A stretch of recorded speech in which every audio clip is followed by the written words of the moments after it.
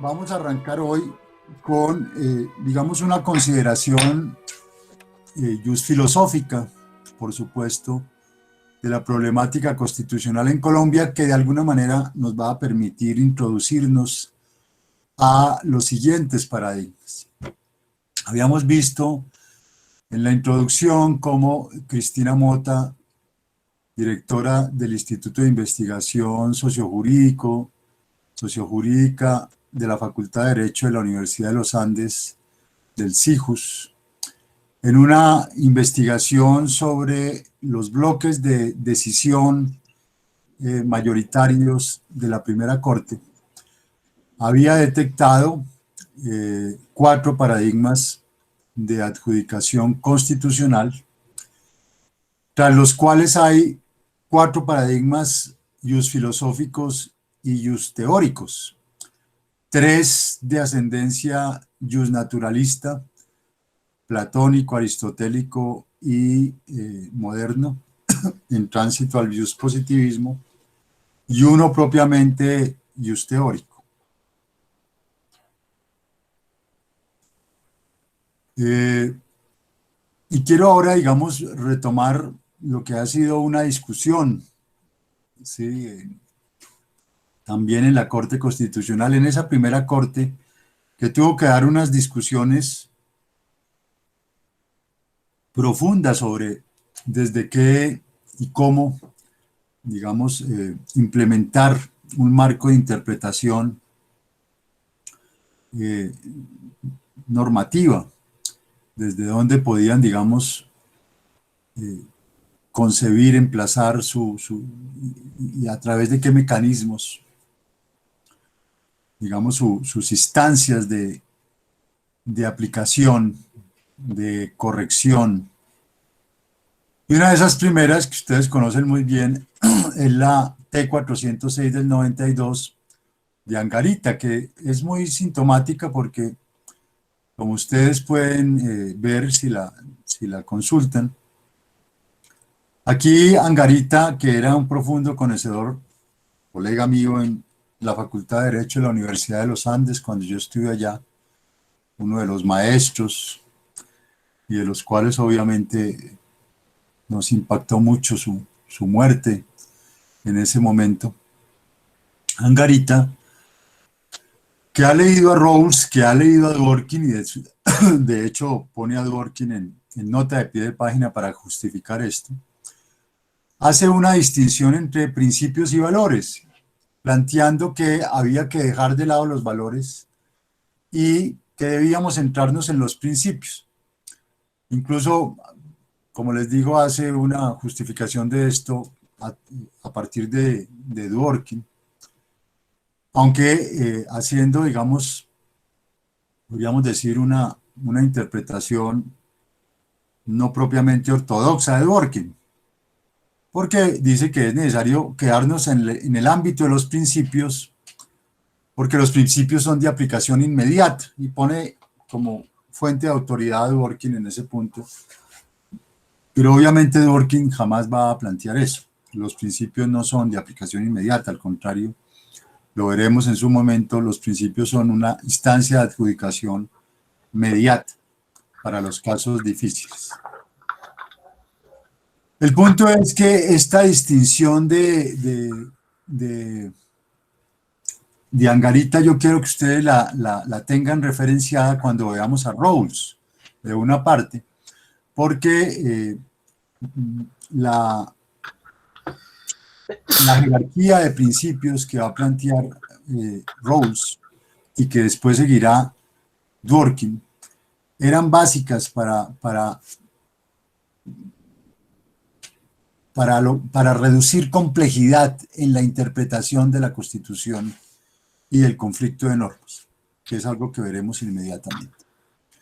El punto es que además de los principios de lo que se ha llamado el Estado Social de Derecho, también, y aparentemente fue Angarita quien desarrolla también esta sentencia, se desarrollan unos principios del bloque económico, ¿sí? Inicialmente los que están en el recuadro, y después pues se irán desarrollando otros muchos más. Esto fue un artículo que salió publicado con una estudiante de maestría, posteriormente de doctorado, Carolina Galindo.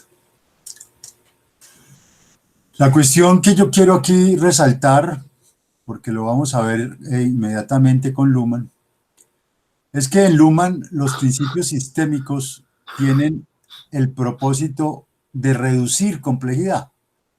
¿Sí? Los principios, ¿sí?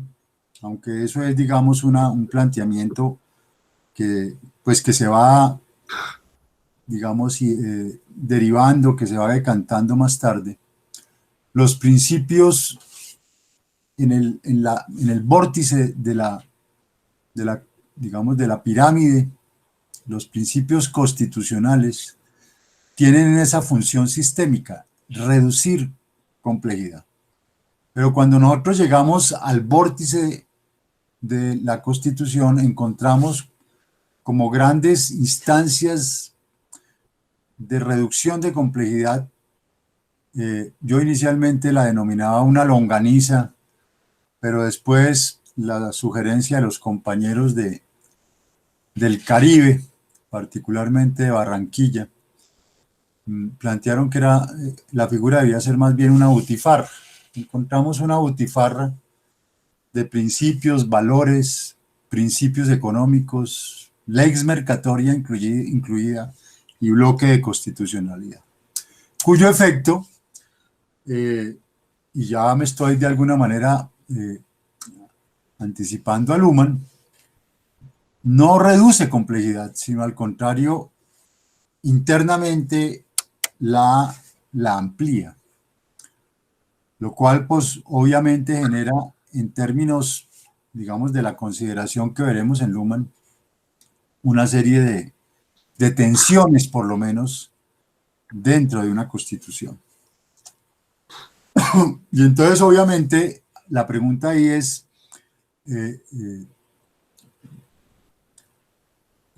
¿cuál es realmente la regla de reconocimiento a través de la cual podemos efectivamente reducir complejidad?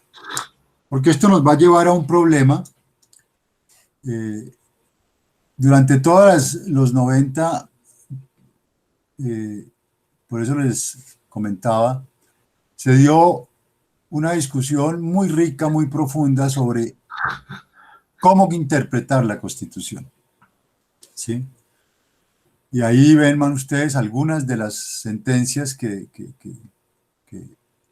se plantearon y se presentaron con diversas posiciones, y finalmente imperó la 083 del 95 de Carlos Gaviria, y se definió que la Constitución era norma de normas, que básicamente era la aplicación de Hart, de la regla, de la noción de regla de reconocimiento, porque recuerden que la norma fundamental no puede identificarse con la Constitución. La norma fundamental, de hecho, está por encima de la Constitución, ¿sí? Pero la regla de reconocimiento ya, digamos, puede plantear la analogía con la Constitución como tal. Y entonces Gaviria, con el apoyo de Angarita, con el apoyo de Cifuentes particularmente, logra definir la Constitución como norma de normas. Pero el problema ahí es si la Constitución como norma de normas efectivamente reduce la complejidad del sistema jurídico. Y aquí yo quiero traer a colación el planteamiento de Arnaud, ¿sí? Un sociólogo jurídico francés. Él tiene un libro histórico, digamos, un incunable, dirían, del pensamiento teórico francés, que se llama Crítica de la razón jurídica. Y ahí Arnaud plantea precisamente que en un sistema como el francés no hay una sola norma fundamental, que a lo largo de su desarrollo desde la Revolución Francesa, ustedes pueden encontrar una norma fundamental en el Código Civil, que es el proyecto societal de la burguesía revolucionaria del siglo XVIII. Van a encontrar más tarde en el Código Laboral, ¿sí?, o en la legislación laboral, en fin, una norma fundamental es el proyecto político de las clases populares de mediados del siglo. Y en el Código Contencioso Administrativo más tarde van a encontrar el proyecto político de las clases medias en su aspiración de control al Estado y a los poderes económicos. Y entonces él, a partir de ahí, de esta consideración sobre las normas fundamentales que pueden coexistir en un sistema jurídico, plantea que hay normas fundamentales que, digamos, son colindantes, que pueden coexistir sin problema, pero que hay otras que son eventualmente disfuncionales, que chocan entre sí. Bueno, eso es lo que nosotros, de alguna manera, en todo caso, encontramos en nuestra Constitución, porque nuestra Constitución integró 3 proyectos societales, y esta es la tesis de doctorado del profesor Luis Javier Orjuela, abogado, profesor del Departamento de Ciencia Política en la Universidad de los Andes en ese momento, ya retirado. Les repito, Luis Javier Orjuela, pueden ustedes explorarla. Y él dice, pues en la Constitución quedaron planteadas en últimas 3 proyectos societales, 3 normas fundamentales: la multicultural, el proyecto neoliberal, que era el proyecto de internacionalización de la economía, banca central autónoma, hacienda, y el proyecto que él llamó liberal social, que yo insisto es un proyecto de carácter socialdemócrata. Quedaron esos 3 proyectos horizontales. Y cuando hablo de horizontales es pensando en lo que vamos a ver después en Rawls y de lo que vamos a ver en Dworkin, ¿sí? Y esa horizontalidad incluso podría sumársele una cuarta, que quedó en ese formalismo que la Constitución integró, ese formalismo del que da cuenta de manera muy interesante Diego López en su teoría impura del derecho, ¿no? Yo que he estado releyendo en estos días, y los invito a releer a Diego, él plantea que ese formalismo se constituye a partir de una tendencia que él llama el clasicismo jurídico en el siglo XIX en Colombia, donde confluyen inicialmente confluyen 2 tendencias. Confluye la exégesis del Código Civil y la jurisprudencia de conceptos. Por eso quizá yo les he dicho que todavía uno escucha en los privatistas esta supervivencia de la jurisprudencia de conceptos, porque obviamente eso quedó incorporado a nuestro hábitus de creación de derecho.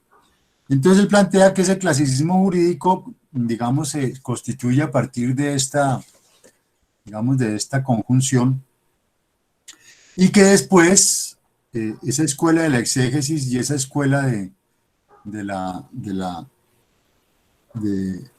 jurisprudencia de conceptos se articulan de una manera absolutamente contradictoria con unos elementos de Jenny, ¿sí?, de la escuela del derecho libre, y más tarde con Kelsen, y todo esto confluye en lo que va a llamar Diego López el neoclasicismo, que es básicamente el sustento del formalismo del sistema jurídico colombiano, que deriva en un legalismo a ultranza.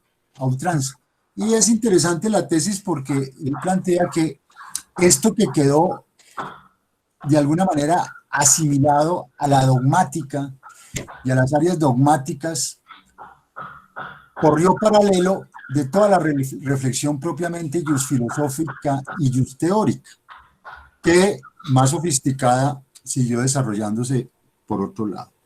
Entonces, un fantasma recorre la Constitución del 91, que es ese formalismo. ¿Sí?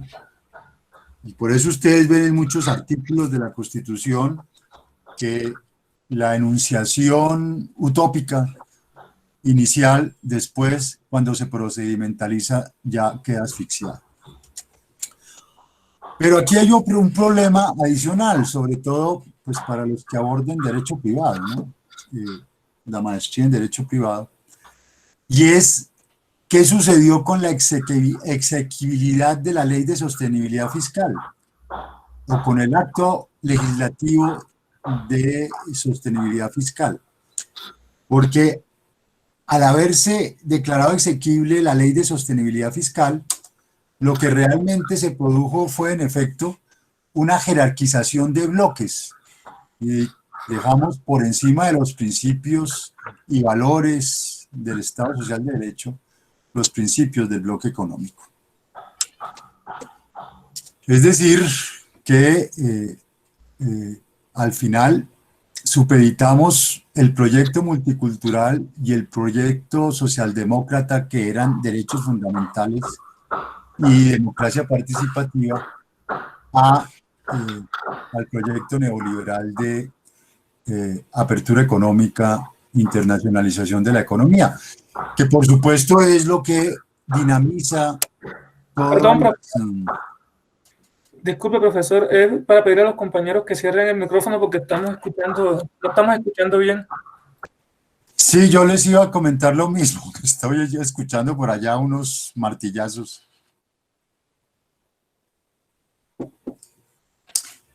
Entonces se produce esto, que se los dejo como, digamos, no solo como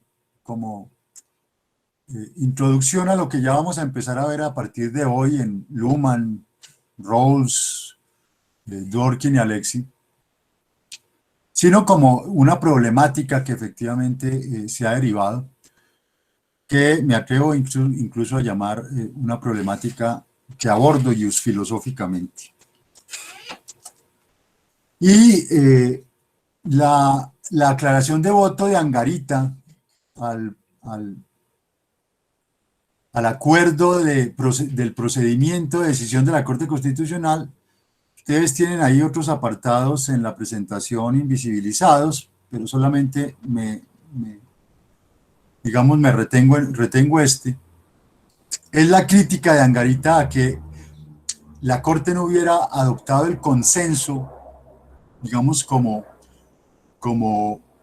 mecanismo de regulación para la toma de decisiones. Acá les aclaro, no se trata de que siempre todas las decisiones sean por consenso. Lo que pasa es que cuando uno toma el consenso como, digamos, el ideal regulatorio de un cuerpo colegiado, hay elementos en las decisiones finales, hay argumentos de la minoría que tienen que ser integrados. Pero cuando ustedes toman la mayoría absoluta como mecanismo de decisión, la decisión puede ser una decisión seca que no incorpore argumentos de la minoría. Entonces, Angarita, que conocía, digamos, esto es un planteamiento que vamos a ver en Rawls e incluso vamos a verlo en Habermas, y indirectamente también en Alexi, hizo esta salvedad, hizo esta aclaración de voto precisamente inspirado en los paradigmas que vamos a ver. Bueno, y con eso ya, digamos, con ese entremés, entramos ya propiamente a Niklas Luhmann y Günther Teuner. En este caso, pues ustedes tienen las dos lecturas y vamos a intentar ilustrar la primera subhipótesis de trabajo del marco teórico. En este contexto se gesta la crítica al positivismo desde tres paradigmas pospositivistas que buscan darle solución a sus paradojas y aporías en últimas a la relación trilemática del derecho a saber. Un primer paradigma neopositivista de carácter sociojurídico que apuesta a resolver la tensión trilemática en la figura de una validez autorreferencial que subsume los términos análogos. Entre otras, una aclaración, digamos, metodológica. Como les decía, esta hipótesis de trabajo fue básicamente la que yo desarrollé en mi segundo doctorado, en mi doctorado sobre filosofía del derecho. El primero era sobre filosofía política y el segundo fue sobre filosofía del derecho en la Nacional, bajo la dirección del maestro Guillermo Hoyos. Yo obviamente subdividí la parte de la hipótesis del marco teórico en tres subhipótesis. No es que ustedes tengan que hacerlo, no se vayan a complicar, eso ya son como, digamos, sí, llamémoslo así, delicadezas teóricas, no se compliquen así, poniendo su hipótesis, uno, dos o tres. Si lo llegan a hacer, pues magnífico, mejor. Es un ejercicio pues, que permite, digamos, mayor concreción, pero el punto es que toda la segunda parte tiene que dar cuenta esencialmente de cómo van a resolver ustedes el problema que han desarrollado en la primera. Para comprender a Luhmann nos toca echar para atrás y nos toca comprender, digamos, dos momentos anteriores que desembocan en Luhmann. El primero es Max Weber, la sociología del derecho de Max Weber, el derecho como estructura, la concepción del derecho como estructura. Max Weber, por supuesto, la gran pregunta de Weber es ¿cómo fue que una sociedad como la tradicional es reemplazada por la sociedad moderna? ¿Cómo es que una sociedad de una consistencia de más de 20 siglos, 15 siglos, digamos, de nuestra era, o lo que llaman particularmente los católicos y los cristianos después de Cristo, más por lo menos, imagínense, 5 de Grecia a partir del siglo de oro, sin contar los 5 anteriores, más o menos a partir de la Ilíada, sin contar la historia de China y de India, ¿sí? Que vaya ustedes, son como 5.000 años de historia, 3.000 años antes de Cristo, ¿sí? Una sociedad tradicional de estas características que se había sostenido durante siglos y siglos, se derrumba, dice, pues es la tesis, la hipótesis de Weber, ¿sí? Se derrumba a partir de 1400, del siglo XV. Esa sociedad tradicional que según Marx estaba definida por un modo de producción agrario, una técnica incipiente, un estado patrimonial, para Weber eso no explica la sociedad tradicional, eso es al contrario consecuencia de algo más profundo. Y ese algo más profundo para Weber es cuál es el tipo de acción social que definía, que determinaba, que sustentaba la sociedad tradicional. El sociólogo se va a preguntar por la acción social, cuál es el fundamento de la acción social, porque es ahí donde efectivamente esa sociedad se sostiene. Ese es el debate de Weber con Marx, ¿sí?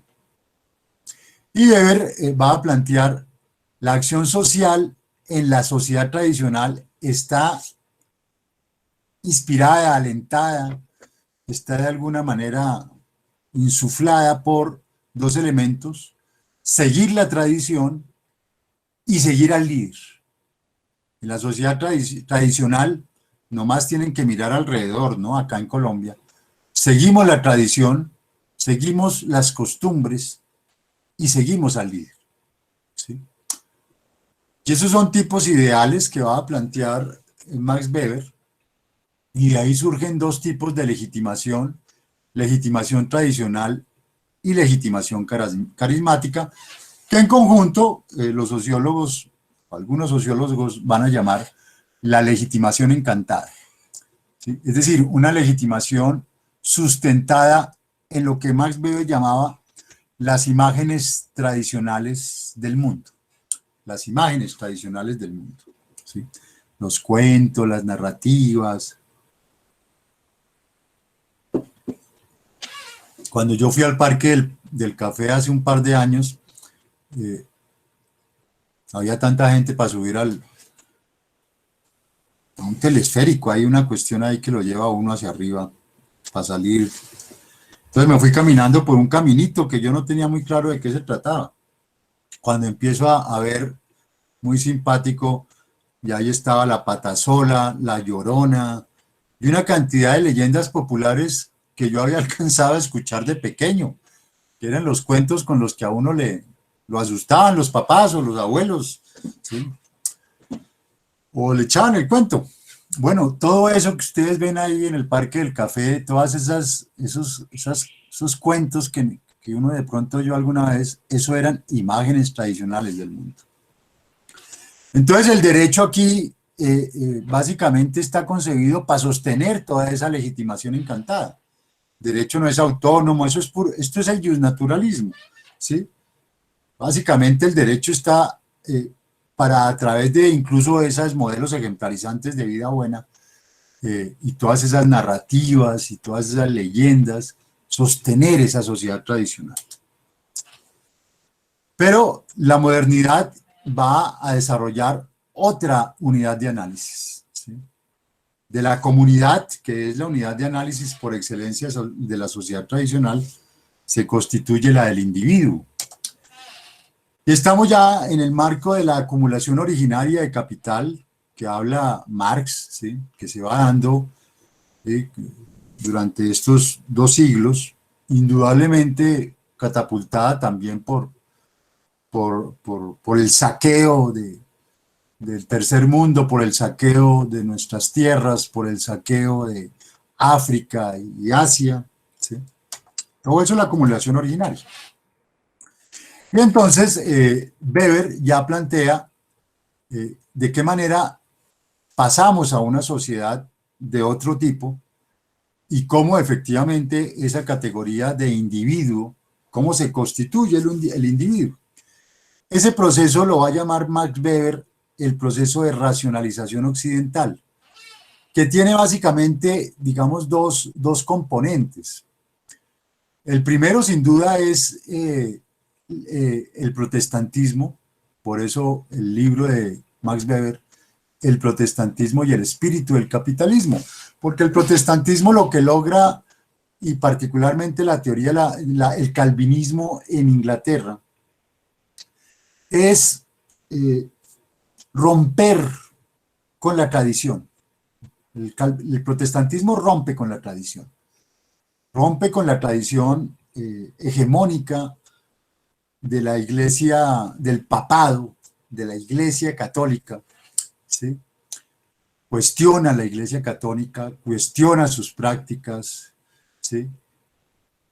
Le quita el monopolio de la interpretación de las Sagradas Escrituras, pero al mismo tiempo cuestiona al sacerdote, la figura del sacerdote, porque ya no es el sacerdote el que puede absolver. Uno de los presupuestos precisamente del calvinismo será que la gracia la confiere Dios, la gracia no la confiere el sacerdote.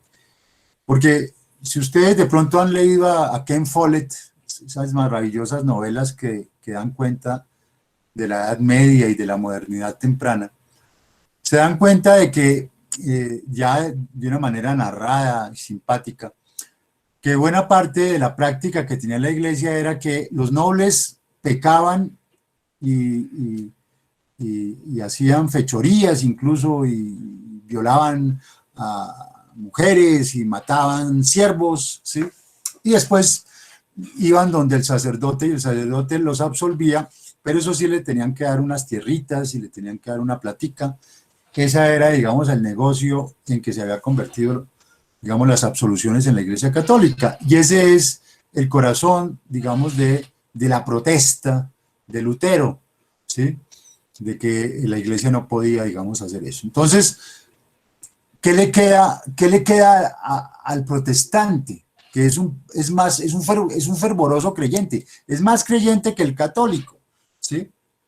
Lo único que le queda es ver en la realidad práctica algún indicio de que se puede salvar. Y entonces, el único indicio que el protestante va a tener es trabajar como un loco, ¿sí? Y que los frutos de su trabajo den resultados. Se desarrolla no solo una ética del trabajo, es con lo que a veces hemos reducido el protestantismo, no es la ética del trabajo, es la ética de la producción, de que efectivamente mi trabajo produzca, porque si mi trabajo no produce, significa que yo no soy un elegido, ¿sí? Entonces el protestante, con esta, digamos, actitud, introduce un nuevo tipo de acción social, una acción social que confronta la tradición, una acción social que confronta al líder, el sacerdote, una acción social cuyo ideal regulador es básicamente su acción estratégica. Surge la acción racional con arreglo a fines. Y ahí se produce ya toda una racionalización cultural y se van horadando las tradiciones, se van horadando y van desapareciendo las imágenes tradicionales del mundo, porque pues yo empiezo a actuar de acuerdo a un cálculo racional. Pero el segundo momento es más importante porque es el derecho formal moderno, ¿sí? Lo que realmente catapulta la acción estratégica, lo que realmente catapulta al individuo es que el derecho formal crea sistemas de acción racional con arreglo a fines, crea estructuras de acción racional con arreglo a fines, ¿sí? Y es esto realmente lo que genera un proceso social y un gran proceso, digamos, de racionalización de la sociedad. Y ahí entonces se configura una legitimidad alternativa a esa legitimidad tradicional carismática, la legitimidad legal racional, ¿sí? Que precisamente por las tensiones que genera la racionalización cultural y la racionalización social, por las patologías de pérdida de sentido y pérdida de libertad, pérdida de sentido es lo que nosotros hemos llamado crisis de valores, porque obviamente cuando uno viene de creer en los cuentos de la patasola y le toca empezar a darse cuenta de que el mundo se rige es por puro cálculo racional, por pura competencia, pues por supuesto eso le genera a uno una crisis de sentido.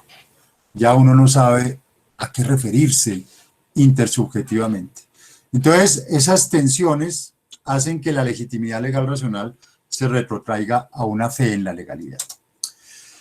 En la página 131 de Economía y Sociedad, ustedes pueden ver cómo esa racionalidad formal del cálculo de capital digamos, se ve proyectada, ¿no? Es la racionalización de la propiedad, es la racionalización de la empresa, es la racionalización del trabajo y del mercado de trabajo, es la regulación de la libertad contractual, es la regulación y la racionalización de la técnica, de los medios de producción, como dirá Marx, es la racionalización de la administración de la sociedad en general, ¿sí? Es decir, y todo esto es el derecho.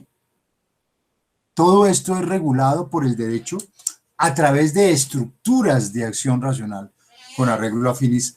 Eso que va a quedar de alguna manera expresado en lo que son, digamos, los organigramas, para ponerlo, digamos, ahorita van a entender por qué, para recuperar este ejemplo. Entonces la racionalidad estructural del derecho temprano moderno es el que organiza el capitalismo. ¿Sí? Por eso, en Weber, uno tiene que concluir que ser abogado y ser revolucionario es una contradicción en los términos, porque el abogado nace para hacer capitalismo.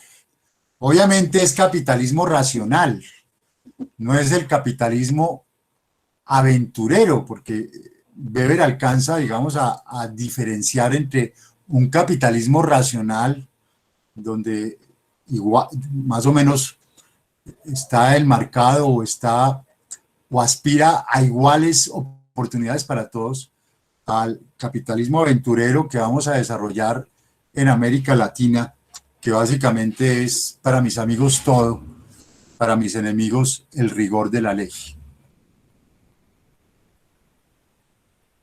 Cosa que sucede hasta en la nacional, imagínense. Cada rato uno ve los representantes profesorales mostrando cómo cuando sus propios colegas llegan a las vicedecanaturas, lo primero que hacen es clavarle los reglamentos a sus otros colegas para hacerlos trabajar más. O sea que ni ahí nos salvamos. Para mis amigos todo, para mis enemigos el rigor de la ley. Bueno, y acá les pongo de presente el problema, un problema sociológico por excelencia, que es, ¿cuál es el problema de la sociología? Pues el problema de la sociología teórica, al menos, es el problema del azar, es decir, el problema de la contingencia. ¿Cómo hacemos para reducir la contingencia en la sociedad? ¿Sí? Pero Parsons, que vamos a ver más adelante, dice, no, pero es que el problema no es solamente del azar, ¿no? El problema no es solamente cómo hago yo en la sociedad para actuar, el problema no es cómo manejo yo el azar, no, el problema es cómo manejo al otro, el problema es de la doble contingencia, es que es azar y azar, ¿sí? Y particularmente cuando la sociedad ya es una sociedad plural, heterogénea, donde yo no sé quién es el otro, quién diablos es el otro. ¿Sí? Bueno, ese problema lo resuelve Max Weber diciendo, yo supongo que el otro es estratégico como yo y que comparte los mínimos de la modernidad política en las guerras de religión, tolerancia y pluralismo. Ese es el supuesto de Max Weber. ¿Quién diablos es el otro? El problema de la doble contingencia lo resuelve así Max Weber. Y entramos a Parsons, el derecho como función. Y aquí, yo no sé si ya se las conté, pero bueno, si no se las cuento otra vez.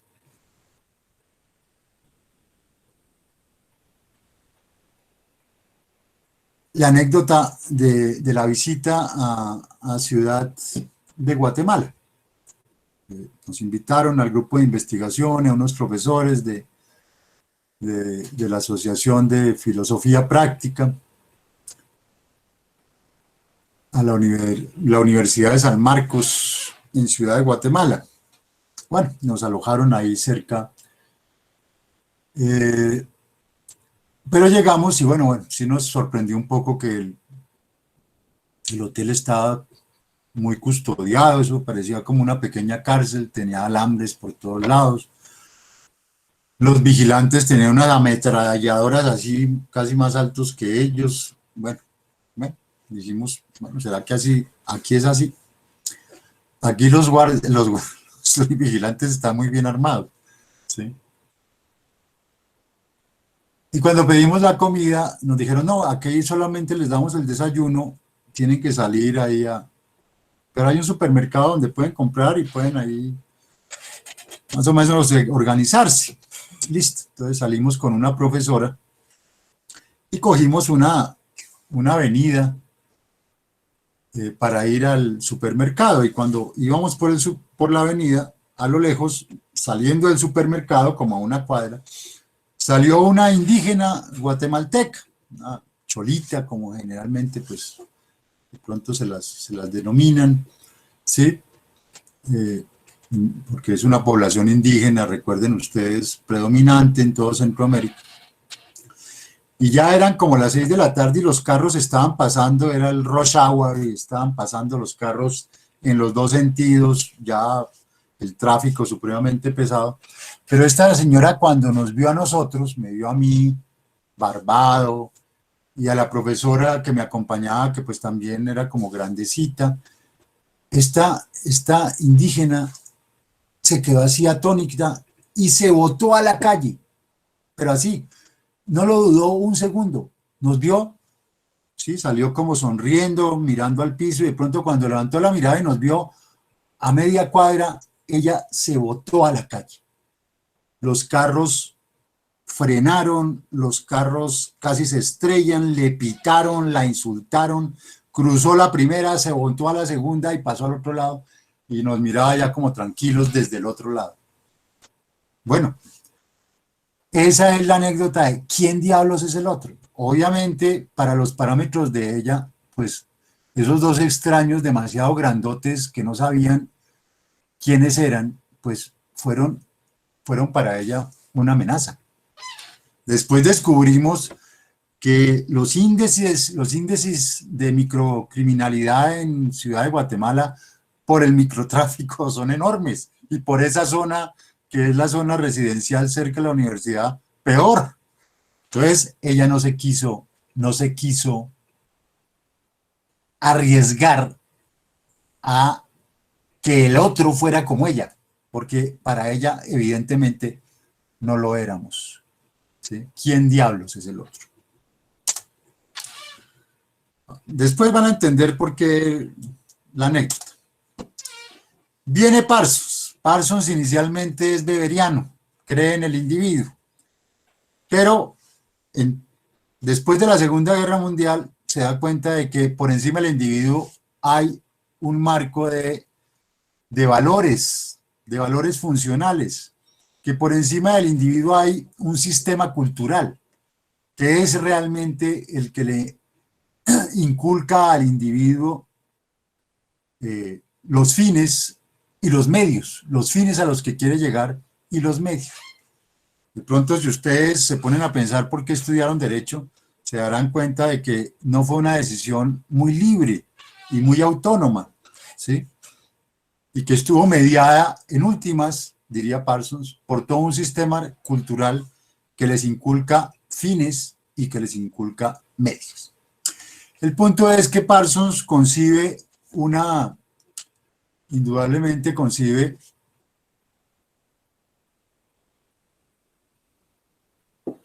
un sistema abierto al entorno. Ustedes me dirán que eso es una perogrullada. Vamos a ver por qué después con Luhmann no lo es. Estamos ya aquí en el marco de un régimen de acumulación fordista, ya supremamente rígido. Ya no es el librecambismo de la modernidad temprana, del mismo siglo XIX. Ya el capitalismo ha tenido que organizarse. La misma inercia de sus estructuras lo lleva, sí, podríamos decir que a una esquizofrenia formalista, que los abogados conocen muy bien, ¿sí? Su misma compulsión de organización lo lleva a una hiperregulación, precisamente para tratar de reducir el azar al mínimo y potenciar la acumulación de capital y el desarrollo y digamos, la inversión del capital de la forma, digamos, para maximizar esa inversión del capital y maximizar la producción. Y en ese contexto, y esto es muy interesante, lástima que no estemos en vivo y en directo. Bueno, estamos en vivo y en directo, que no estemos en un salón de clases. Generalmente hago este ejercicio. Concibe Parsons los patrones variables de orientación de valor, ¿sí? Ya les he dicho que Parsons plantea que hay un sistema cultural en últimas que es el que determina al individuo. Pero ¿qué es lo que determina en el individuo? ¿Qué es? ¿Sí? No es la cultura, porque a veces uno habla de unas generalidades sin mediaciones y queda uno en nada. Bueno, Parsons plantea los patrones variables de orientación de valor, que son unas preguntas en términos, digamos, de dilemáticas, que le van a permitir a Parsons precisar, en últimas, qué tipo de personas son las que enfrentamos y colectivamente, qué colectivo es el que estamos enfrentando. ¿Debe la gente perseguir su propio interés o debe orientarse por intereses generales? ¿Qué es lo que está poniendo aquí en cuestión Parsons o que está enfrentando Parsons? Está enfrentando la mentalidad tradicional versus la mentalidad moderna. ¿Sí? No me vayan a salir todavía, porque recuerden que estamos en 1945 y todavía no se ha cuestionado la modernidad, no ha llegado Foucault, Deleuze, el pensamiento francés, la crítica al sujeto, etcétera, etcétera. Eso vendrá 20 años después, ¿sí? Entonces, no se está hablando ni se está poniendo en cuestión la modernidad, ni la colonialidad, ni nada de eso, que vamos a ver más tarde, ¿sí? Parsons es un sociólogo funcionalista, simplemente está viendo cómo funcionan las cosas, está describiendo en todo caso, les adelanto, lo que más tarde Foucault va a criticar, pero Foucault y Parsons están viendo la misma realidad, ¿sí? Solo que este la describe y más tarde Foucault la critica. Y entonces plantea, digamos, esa tensión, esa simbiosis. Mentalidad tradicional versus mentalidad moderna. Y las preguntas están orientadas básicamente a definir si un colectivo es de mentalidad tradicional predominante o si un colectivo es de mentalidad moderna predominante.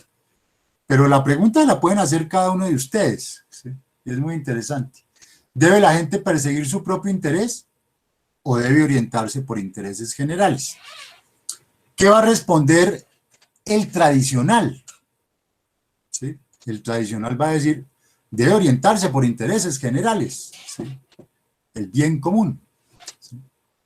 El moderno va a responder, debe perseguir su propio interés, es weberiano, es estratégico. ¿Sí? Segunda, ¿debe la gente expresar y realizar afectos y deseos sin demora? Esa es la respuesta tradicional, porque el tradicional quiere ser espontáneo, el tradicional quiere abrir su corazoncito, ¿sí? El tradicional, si tiene ganas de comerse un pan de yuca, pues él deja de trabajar y va y se come su pan de yuca, ¿sí? O debe reprimir y aplazar sus impulsos y gratificaciones a corto plazo. Eso es el moderno, eso es Freud, eso es la autodisciplina, que básicamente también es una autorrepresión de los impulsos, ¿sí? ¿Debe la gente orientarse por estándares generales o debe orientarse de acuerdo a las condiciones particulares del contexto? ¿Qué es lo que va a hacer el tradicional? El tradicional es la cultura del atajo. Se va a orientar de acuerdo a las condiciones particulares del contexto y si por acá llega más rápido, pues por ahí se mete, ¿sí? El moderno va a orientarse por estándares generales, que es ¿qué? El Estado de Derecho, ¿sí? Entonces, para el moderno, el Estado de Derecho fija unas reglas, fija unas pautas que tienen que ser obedecidas, porque si no, entonces es el caos en la sociedad. ¿Debe el actor enjuiciar a otros actores conforme a sus rendimientos funcionales o debe hacerlo conforme a sus valores como persona? La respuesta tradicional es, debe hacerlo conforme a sus valores como persona, ¿sí? Porque las personas, los valores, bla, bla, bla. El moderno, no. El moderno va a medir cómo funciona el otro, va simplemente a evaluar si es funcional o si no es funcional, si trabaja o no trabaja, No le importa que sea bonita, o que sea buen mozo, o que sea simpático, o que lo invite a tinto, o que le invite a almorzar, o que sea bien lambón. No le importa. Le importa es cómo funciona. ¿Sí? Ese es el perfil del jefe de personal. ¿Debe el actor analizar objetos o actores concretos en toda su complejidad o debe limitarse a aspectos relevantes analíticamente bien circunscritos? ¿Qué es o debe limitarse a aspectos relevantes analíticamente bien circunscritos? Es pensamiento silogístico. ¿Sí? Pensamiento silogístico es básicamente limitarse a aspectos relevantes analíticamente bien circunscritos. Pensamiento moderno es analizar objetos o actores concretos en toda su complejidad. La reforma de la Universidad Nacional de hace 12 años, ¿sí?, que ahorita estamos evaluando, se orientó, adivinen por qué concepto, el concepto de pensamiento complejo, ¿sí?, por ese quinto valor, patrón variable de orientación de valor de Parsons. Pero en general, durante los últimos 30 años en Colombia, el Ministerio de Educación ha tratado de desarrollar esos 5 patrones variables de orientación de valor y ha tratado de inculcarlos en la educación. Si en alguna parte se han tratado de desarrollar estos, ha sido en la educación. Y las otras estrategias han sido ¿cuáles? Que muchos de ustedes las habrán de pronto vivido, experimentado, y muchos las habrán padecido. Matriz DOFA, planeación estratégica, calidad total, reingeniería, etcétera, etcétera. Todo eso, ¿sí?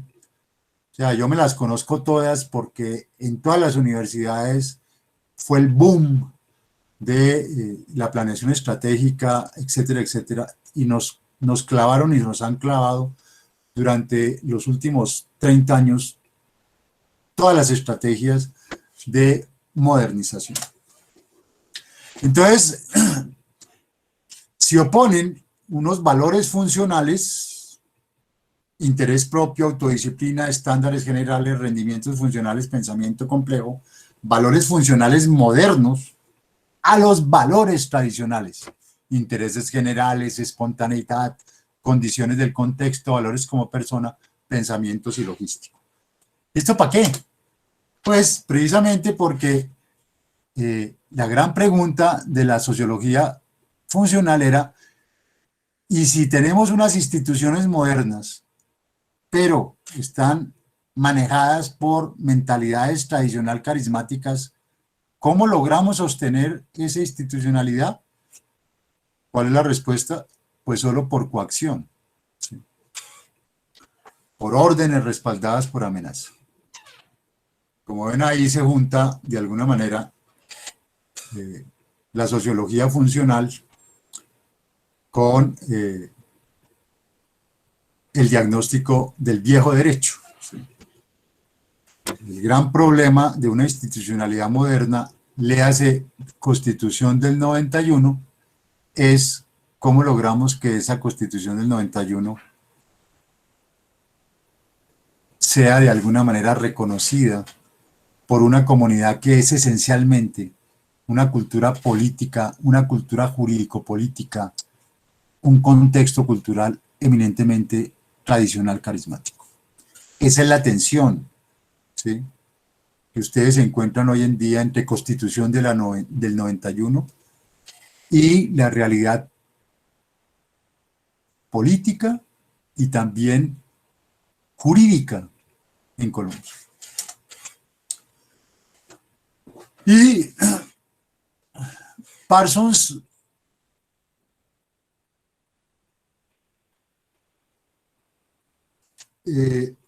después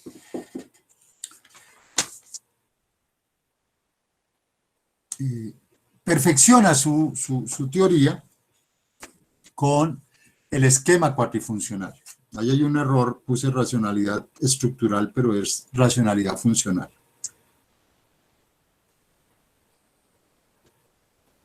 Estoy anotando para corregir. Es racionalidad funcional, no racionalidad estructural. Entonces, concibe el esquema cuatrifuncional, que es básicamente su concepción de sistema. Parsons asimila el esquema cibernético, pero es el esquema cibernético clásico de que el sistema tiene que responder a la complejidad del entorno. Entonces, el input es, hay una complejidad del entorno. ¿Cuál es el entorno? El entorno son otros sistemas y, ojo, el entorno es el individuo. Ya a Parsons no le interesa el individuo. A Parsons le interesa es el sujeto funcional que ha asimilado esos valores funcionales modernos, esos patrones variables de orientación de valor. ¿Sí? Para eso ese es el objetivo, el objetivo del subsistema cultura, mantener latente el modelo. ¿Cómo? A través de la asimilación de los valores funcionales, de los patrones variables de orientación de valor. Y en conjunto, si el sistema, si cada subsistema cumple su función, el sistema output se adapta a la complejidad del entorno. Si la economía cumple la función de adaptación, si la política cumple la función de planeación, en inglés goals, si el derecho cumple la función de integración de los subsistemas. ¿Sí? La función del derecho es amarrar, ojo con esto, amarrar los subsistemas. ¿Sí? No intervenir, sino amarrar los subsistemas. ¿Sí? Esa es la función del derecho en la sociedad. Si cada uno de ellos cumple su función específica particular, el sistema en su conjunto se adapta a la complejidad del entorno. Y aquí reitero, y por eso les decía, que más tarde Foucault es el que va a hacer la mirada crítica de lo que está ahorita Parsons describiendo.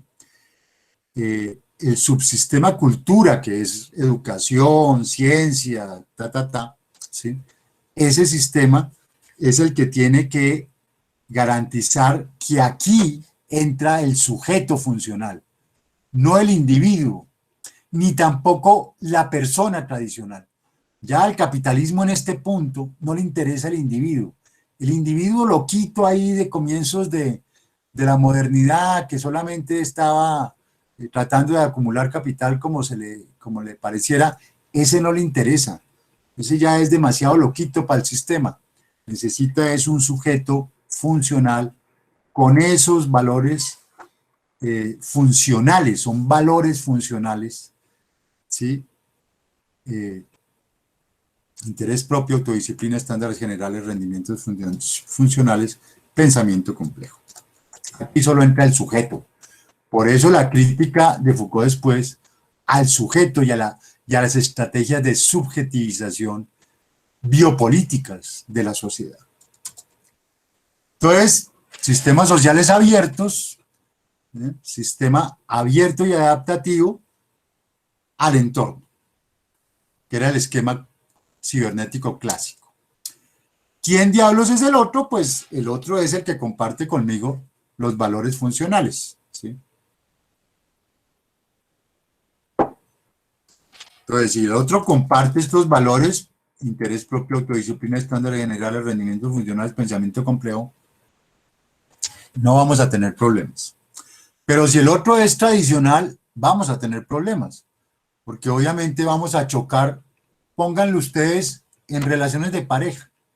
Imagínense que una pareja es tradicional y la otra es moderna. ¿Sí?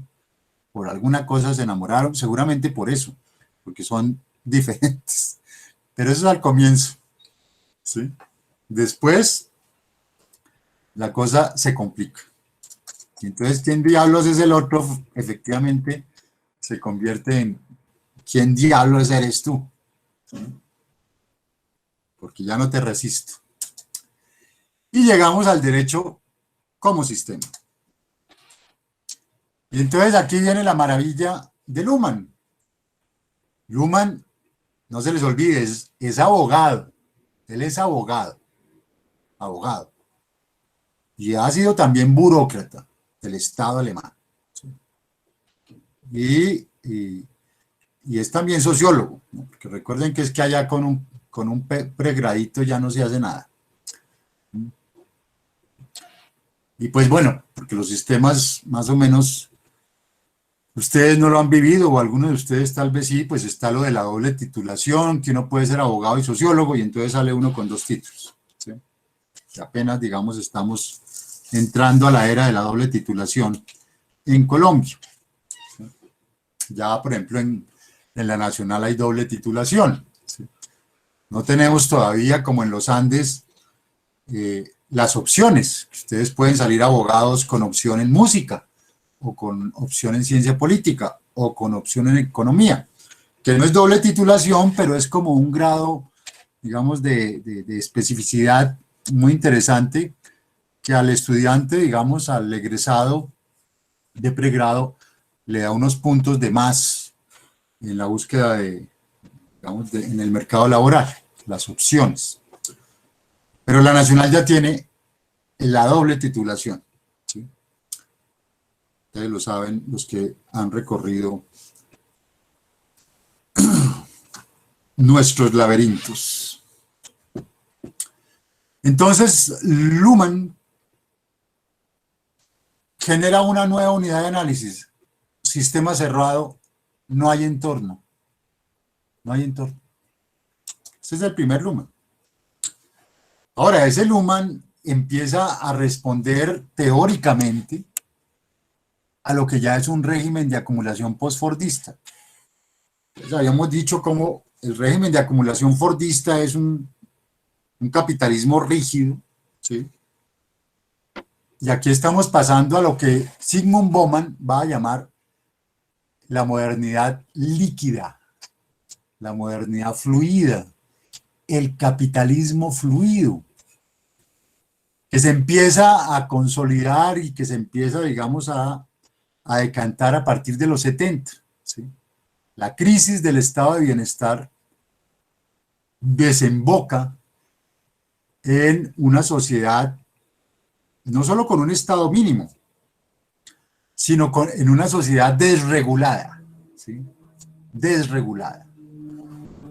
El capital tenía que romper las barreras nacionales y podía y tenía que poder manejar sus stocks de producción libremente, y podía tener que concebir la producción sin límites, ¿sí? Y la distribución, ¿sí? Es decir, el mercado se hace efectivamente global. Hasta los regímenes llamados socialistas se articulan ahí, ¿sí? Dentro de un mercado global.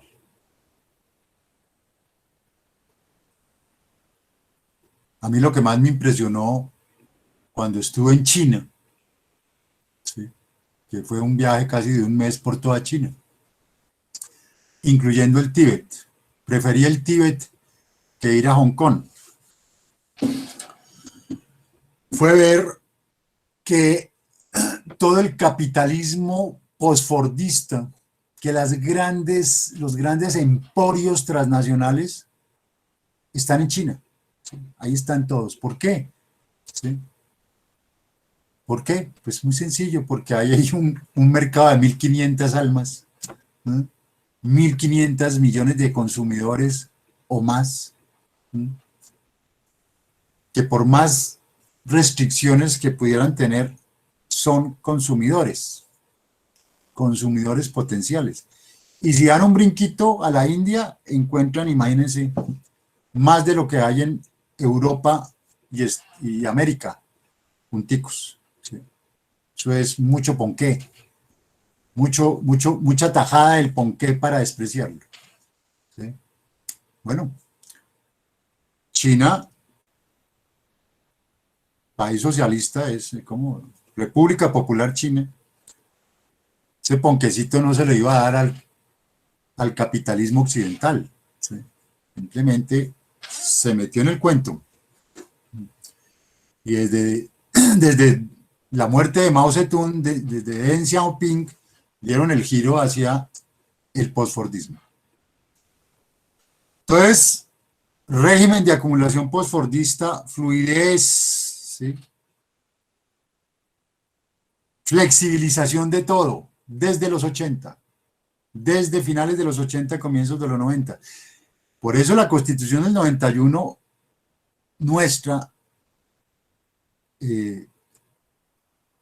fue simultánea con el consenso de Washington y con la aceleración de la internacionalización de la economía. ¿Sí? Y de ahí porque ese proyecto neoliberal quedó ahí consignado. ¿Sí? Y esa fue la propuesta en ese momento de quién, básicamente de el gobierno de Gaviria, que era el presidente. ¿Sí? Y ahí metió su cuña y quedó el proyecto neoliberal. Entonces Luhmann se traga el entorno, ¿sí? Se traga el entorno. Sistemas sociales. Los sistemas sociales, compañeros, ya no son para responderle a las necesidades de la sociedad.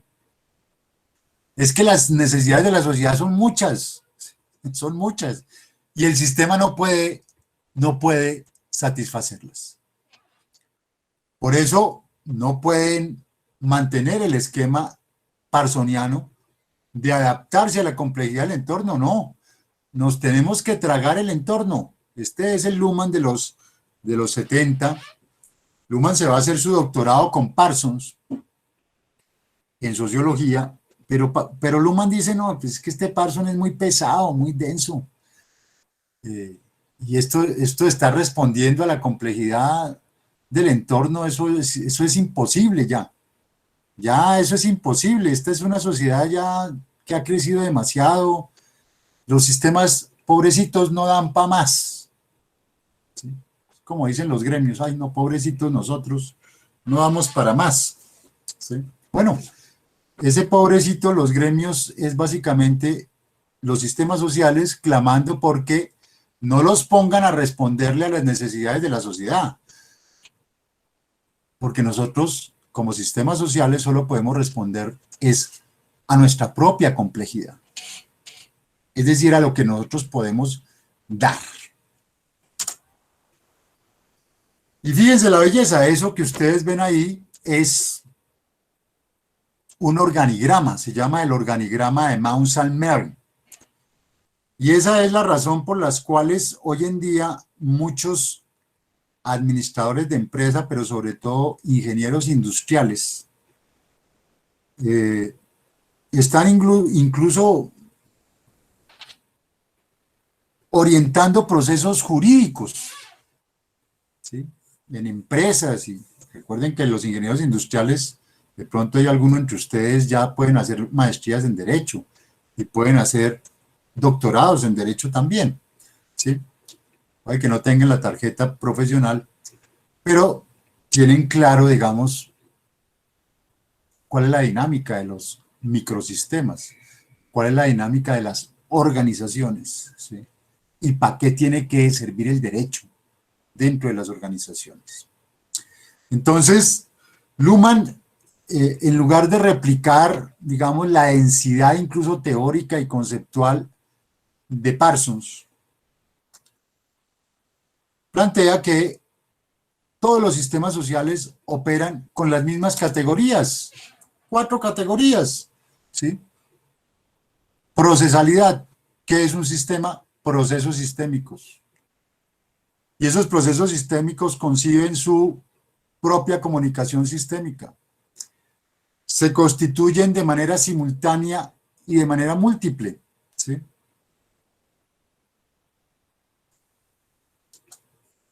Pero no son anárquicos, no es un queso, ¿sí? No es que todo sepa igual y que simplemente sea ahí un paquete ahí donde se mete todo y se revuelve todo, no. Los sistemas tienen sus elementos, se constriñen, se interpenetran, se interconectan, pero se condicionan mutuamente, ¿sí? Para eso debe servir el abogado.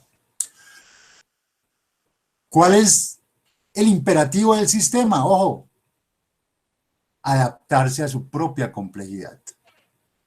Ya el imperativo del sistema no es adaptarse a la complejidad del entorno, sino adaptarse a su propia complejidad. Y por esa adaptación a su propia complejidad es que es autopoyético, que es autorreferente. Y ahí la frase en los 70 de su libro Sistemas Sociales: todo contacto con el entorno es un autocontacto. Todo contacto con el entorno es un autocontacto. El entorno me lo tragué, el entorno está ahí como parte de mí, por tanto yo manejo el entorno como si fuera un elemento del sistema. Esa es, digamos, la metáfora de la autopoiesis que Luhmann toma de la microbiología, de unos microbiólogos chilenos, Maturana y Varela, que obviamente han dicho que eso no cabe, que la autopoiesis está concebida para los microorganismos. Y la idea de la autopoiesis en los microorganismos es que es tal la complejidad del entorno que si un microorganismo se abriera mínimamente al entorno, la complejidad del entorno lo revienta, lo acaba. Por tanto, el microorganismo, miren la paradoja, tiene que actuar como si el universo no existiera. El microorganismo, un poco el coronavirus, tiene que actuar como si el universo no existiera. El coronavirus lo acaba el universo, ¿sí? Como si no existiera. Él va solito, ¿sí? Él se reproduce solito, ¿sí? A él no le importa, no tiene moral, no le importa quién acaba, ¿sí? No le importa quién contamina, ¿sí? Los microorganismos tienen una lógica autopoyética. Entonces, Varela y Maturana se oponen a Luhmann y eso es de las discusiones bobas. Luhmann dice: yo tomé fue la metáfora de la autopoiesis, ya, no cansen. Simplemente los sistemas operan de alguna manera en esos términos. Se adaptan a su propia complejidad, como si no hubiera entorno. La diferencia es que de alguna manera en Luhmann el sistema se chupa el entorno, maneja el entorno como si fuera parte de sí mismo, como si fuera un elemento de él. Entonces, en efecto, Luhmann desarrolla eso para todos los sistemas sociales, pero también para el derecho, ¿sí? El derecho opera en el postfordismo, el derecho empieza a operar en el contexto de una globalización postfordista, como si no hubiera entorno. Y ya aquí, hasta aquí les he presentado básicamente lo que es sistemas sociales, el libro que escribe Luhmann, casi que recién doctorado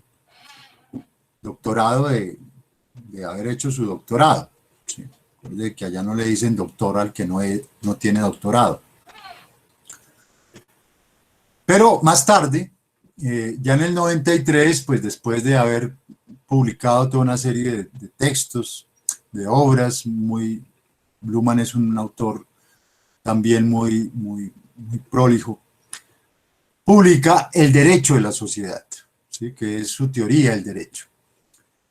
Bueno, entonces acá plantea, en efecto, el derecho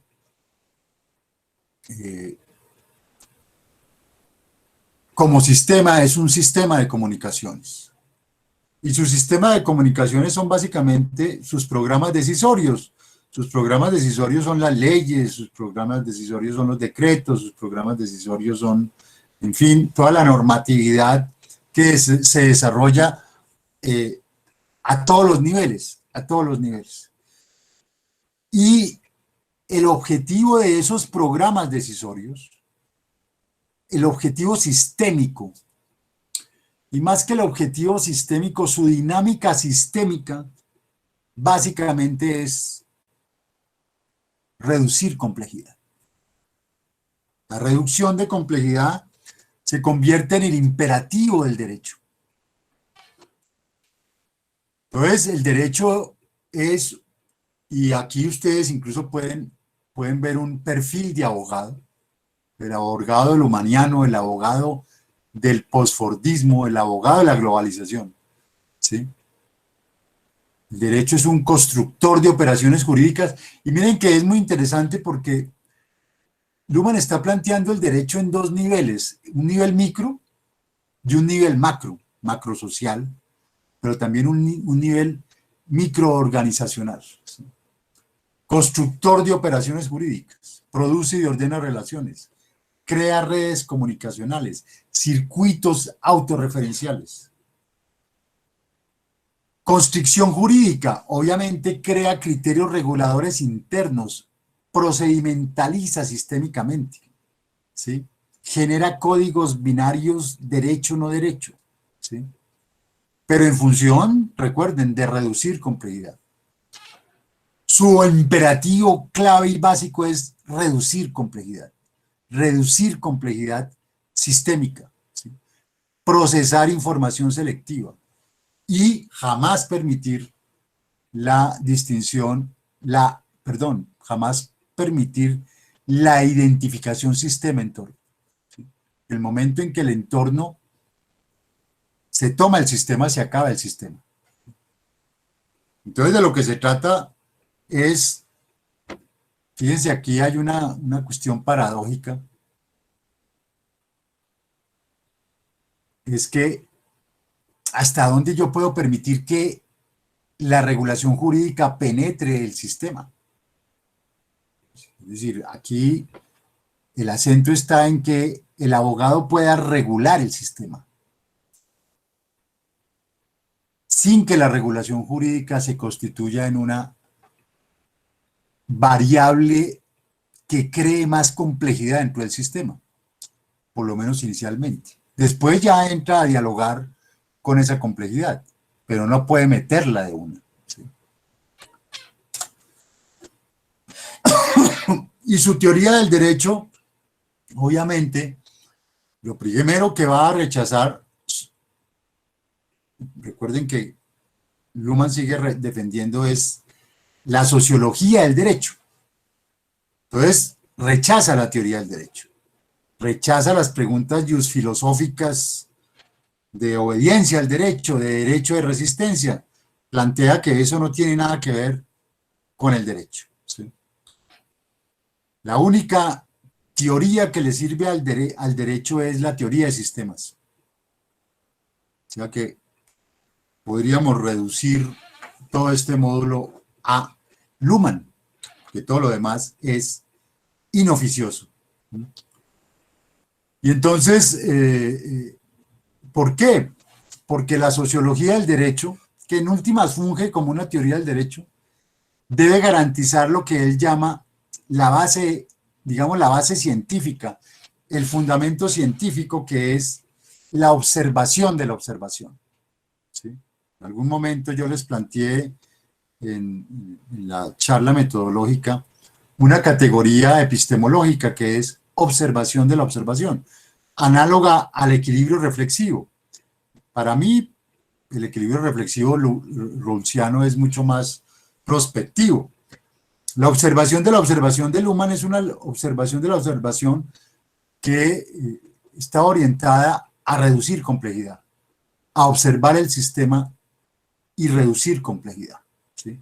Podríamos decir que en términos luhmannianos, la Corte Constitucional y de pronto las altas cortes, su función sistémica es esa, reducir complejidad en términos de observación de la observación, de cerrar, digamos, problemáticas del sistema.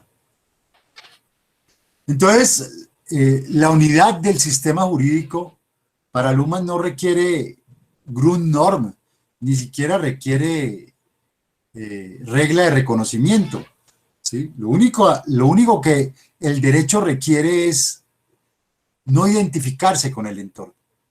Por tanto, la unidad operativa del derecho es cómo logramos un sistema normativamente abierto, ¿sí? Perdón, un sistema normativamente cerrado y cognitivamente abierto.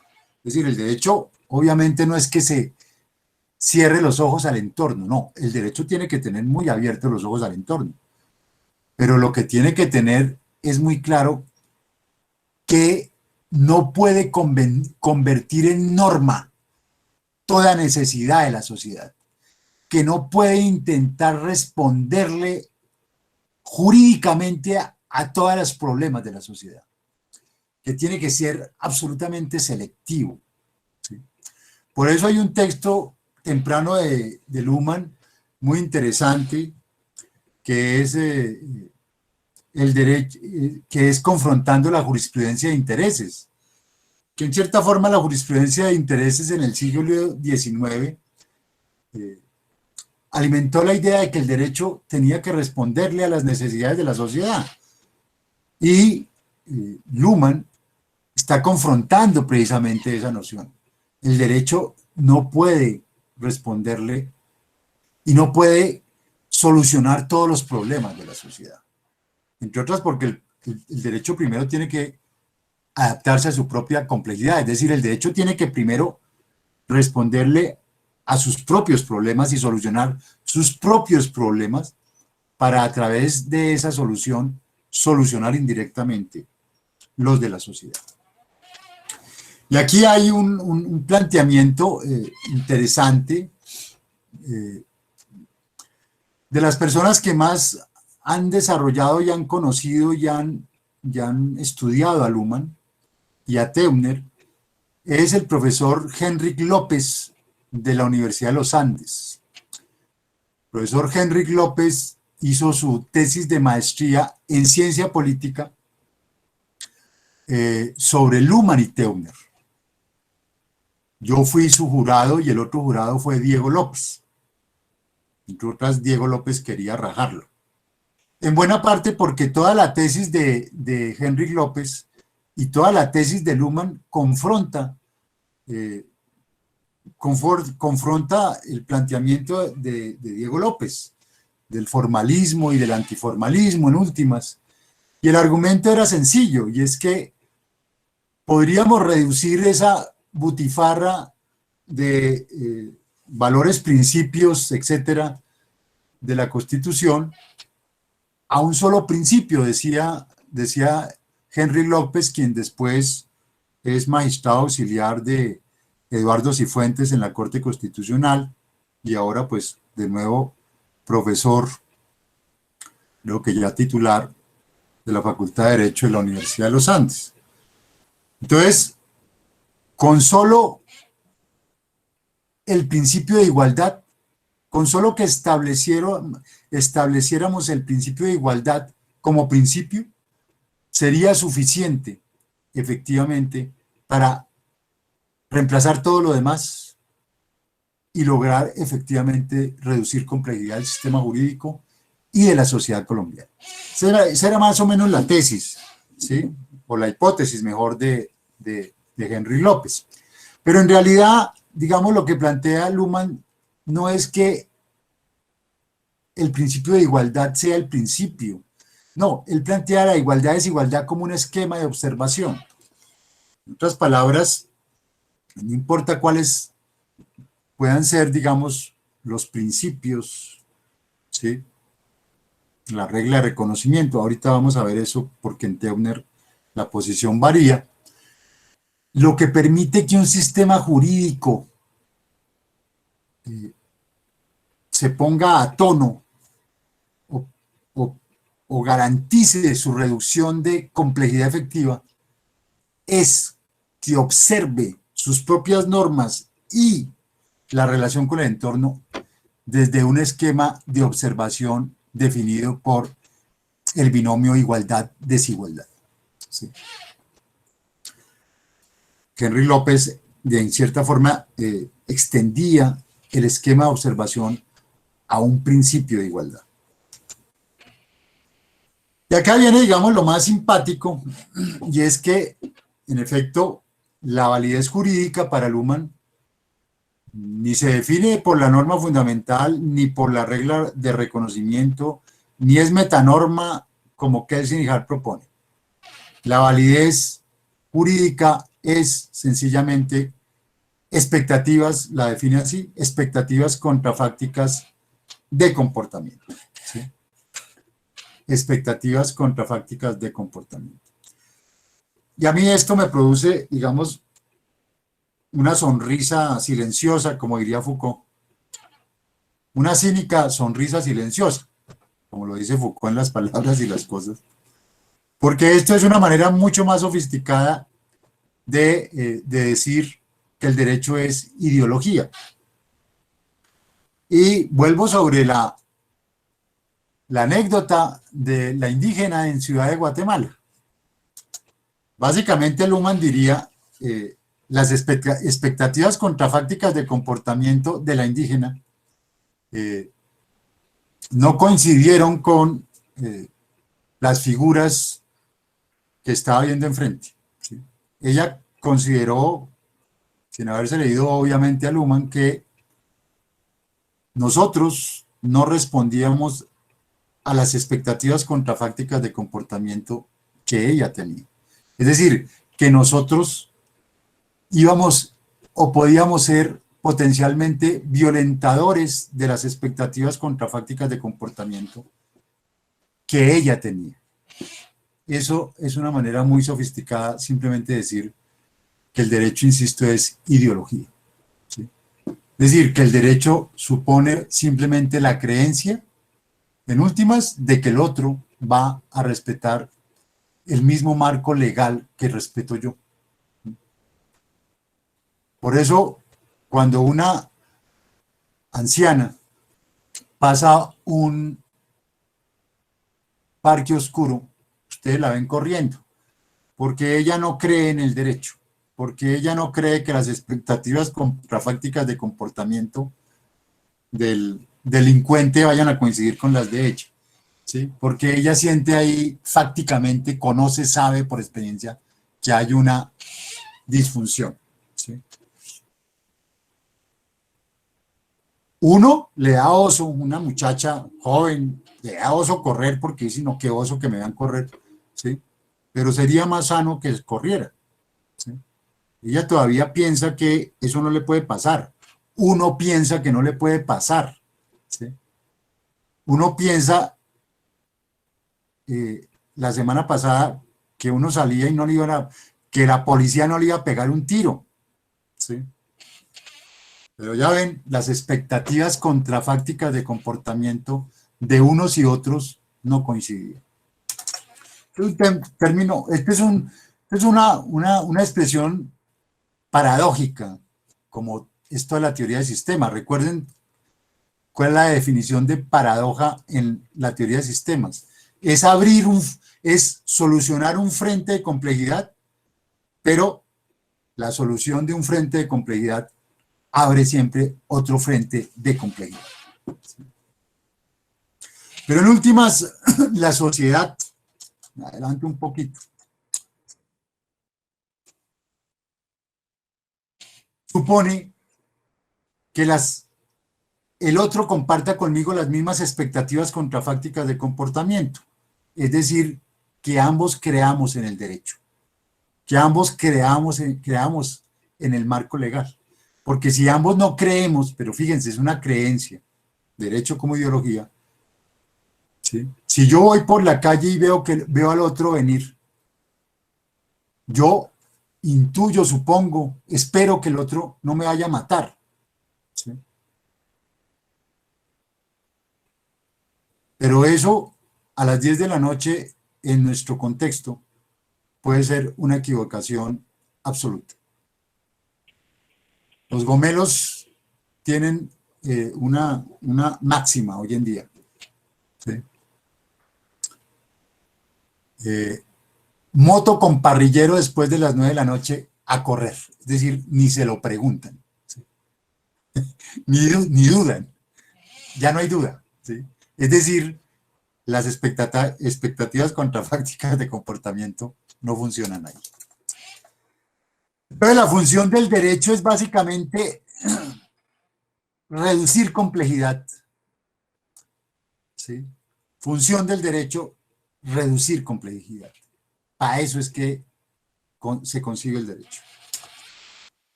Entonces, todo el perfil porfondista del abogado, flexibilidad transdisciplinaria para reducir complejidad sistémica.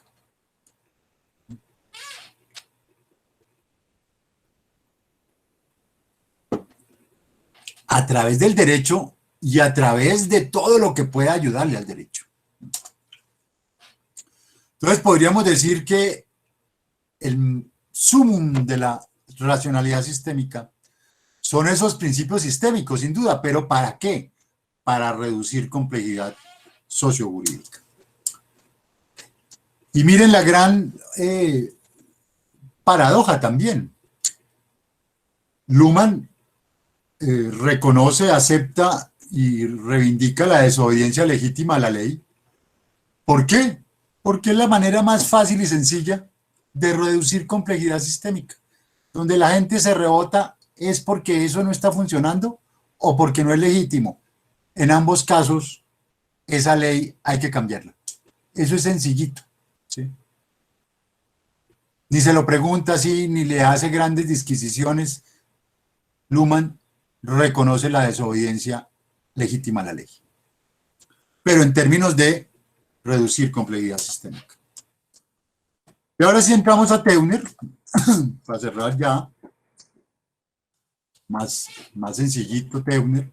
Bueno, no es más sencillito, pero digamos, la exposición es más al punto.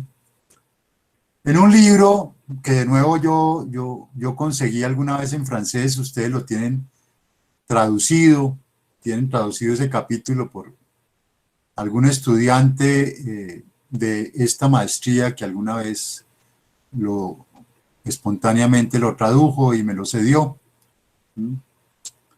Porque desgraciadamente este libro no se conoce, si acaso se consigue en inglés. Yo lo conseguí en francés, como les digo, el segundo doctorado, fui a hacer una pasantía en París, en semestre de verano, y lo encontré. Y creo que ha sido de los libros más,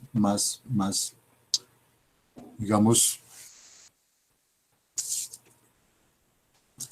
con el que estoy más agradecido.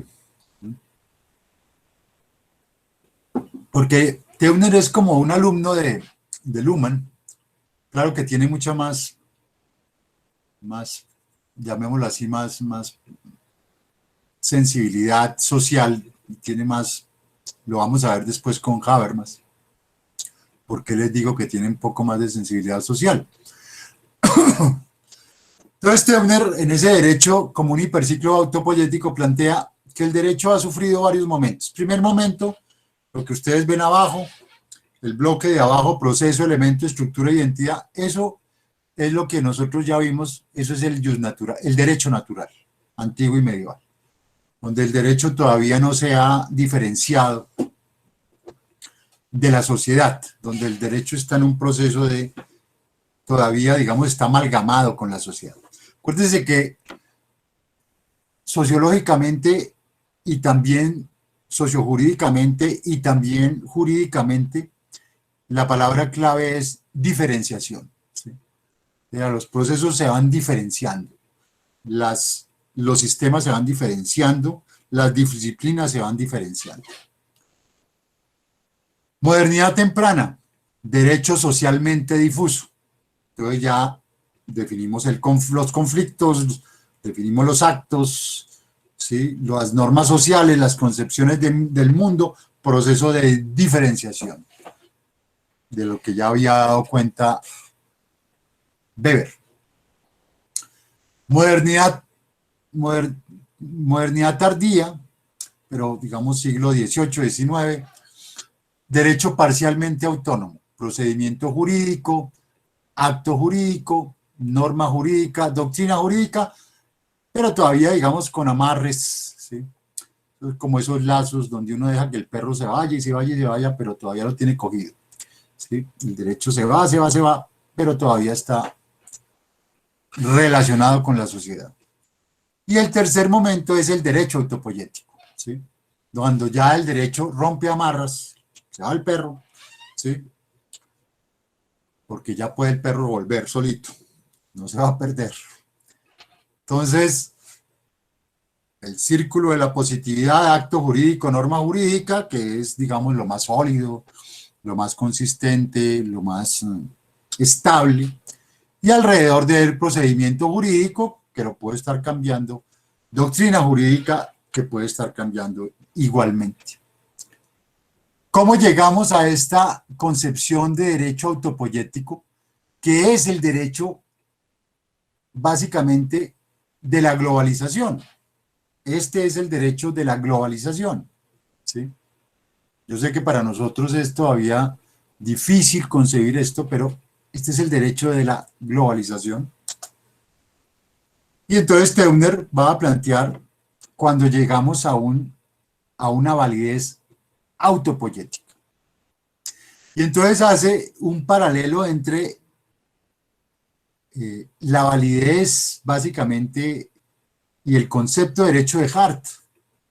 Y muestra que esa validez autopoyética tiene 8 pasos, tiene 8 momentos. Primer momento, autoobservación, reglas primarias, y está haciendo ya el paralelo con Hart. No son reglas primarias primitivas, sino son ya las reglas primarias que plantea Hart. Segundo momento, reglas secundarias, autodescripción y autoorganización. Llegamos al cuarto momento, que es clave, un poco la 083 del 95, autorregulación. Se define la regla de reconocimiento. El problema es que ya hemos visto que al interior de esa regla de reconocimiento nuestra hay tensiones en sus normas fundamentales que no fueron claramente jerarquizadas para reducir la discrecionalidad. Por eso hemos acudido a la ponderación, que es en 1000 veces más discrecional. Y cuando hemos definido la regla de reconocimiento, el sistema se puede seguir autoproduciendo y autorreproduciendo. Esas categorías son de Marx del Capital, que es, digamos, un mecanismo clave para comprender el desarrollo de un sistema, de una formación económico-social, de un modo de producción que no requiere intervención externa para autoproducirse y autorreproducirse. Y pasa entonces ya al momento de autoconservación y cierra con la autopoiesis como tal. Y así, pues, digamos, se recicla sistémicamente. Cuando esos 8 momentos se han cumplido, hay efectivamente una reducción de complejidad del sistema jurídico y del sistema social como tal. ¿Y para qué eso? ¿Por qué eso? ¿Cómo se come eso? Teuner va en un texto, ustedes tienen ahí invisibilizado, publicado por la Universidad de los Andes, por la colección Nuevo Pensamiento Jurídico, ¿sí? En cierta manera, esa nueva concepción de un derecho autopoyético está siendo vehiculizado hoy en día por toda la actividad arbitral internacional, ¿sí? Es ese derecho transnacional. Entonces él hace un recuento, digamos, de todos esos mecanismos, todas esas plataformas giratorias que concretan en últimas esa globalización neoliberal, ¿sí? ¿Para qué? Precisamente porque solo cuando se crean sistemas autopoyéticos nacionales, ¿sí?, se pueden estos articular con circuitos económicos, con circuitos globales autorreferenciales. Entonces, la condición de que los contextos, si ustedes quieren, nacionales, los contextos locales se articulen a la globalización es que internamente consoliden sistemas autopoyéticos nacionales. El ejemplo más evidente, por supuesto, es en la economía. Si ustedes garantizan, digamos, un sistema autopoyético de hacienda pública, de banca central autónoma, ¿sí? De incluso principios económicos que permitan dirimir conflictos económicos jurídicamente, pues ustedes se pueden articular al BID, al Banco Mundial, al Fondo Monetario Internacional, etc. Pero así se replica también en otros circuitos autorreferenciales políticos, jurídicos, particularmente. Entonces, relación trilemática, la validez autorreferencial, en la medida en que garantiza reducción de complejidad, se autolegitima y, es eficaz, primero, es eficaz, y esa eficacia la autolegitima. Luhmann, en cierta forma también Teuner, le apuestan, por tanto, a que esa validez autorreferencial subsume los términos análogos. Entonces, en el vórtice de la pirámide, pues realmente están en los principios, pero son unos principios, insisto, sistémicos, ¿sí? A Luhmann no le interesa cuál es el contenido de esos principios. Lo que le interesa es que esos principios permitan el imperativo del sistema, que es reducir complejidad, y el reconocimiento de una desobediencia sistémica a la ley. Y con eso terminamos.